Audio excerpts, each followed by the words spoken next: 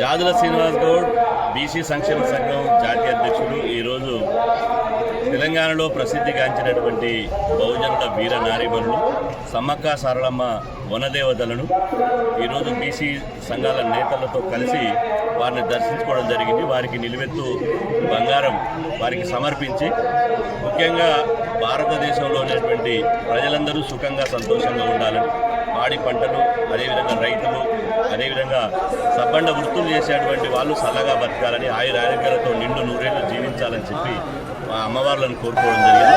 ముఖ్యంగా సమ్మక్క సారక్క పౌరుషాలకు పుట్టినిల్లైనటువంటి ఓరుగల్లులో పుట్టినటువంటి వీర నారీమణులు వాళ్ళ యొక్క జీవితం భవిష్యత్ తరాలకు ఆదర్శవంతమైనటువంటిది.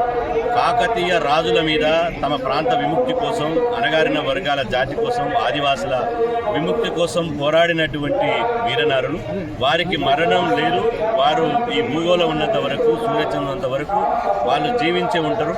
ఇవాళ ఆసియా ఖండంలోని అతిపెద్ద ఆదివాసీ జాతర అయినటువంటి ఈ సమ్మక్క సారక్కకు కోట్లాది మంది ప్రజలు స్వచ్ఛందంగా తల్లి రావడమే ఇవాళ ఇందుకు నిదర్శనం. అదే సమయంలో ఇవాళ గతం కంటే భిన్నంగా ఇవాళ ఒక బహుజన ఆడబిడ్డలైనటువంటి గౌరవ మంత్రివర్యులు సీతక్క గారు, అదేవిధంగా సురేఖక్క గారు 250 కోట్ల రూపాయలతోటి ఈ ఆలయ అభివృద్ధిని, అదేవిధంగా సమ్మక్క సారక్క ఈ పుణ్యక్షేత్రాన్ని అభివృద్ధి చేయడాన్ని అభినందిస్తున్నాం. ఇదే సందర్భంలో ఈరోజు తెలంగాణ రాష్ట్రంలో ఇంతవరకు బహుజనులకు రాజ్యాధికారం రాలేదు, బీసీ ముఖ్యమంత్రి కాలేదు. మెజార్టీ ప్రజలు కేవలం పాలితులుగా ఉన్నారు, పాలకులుగా ఎదగడం లేదు.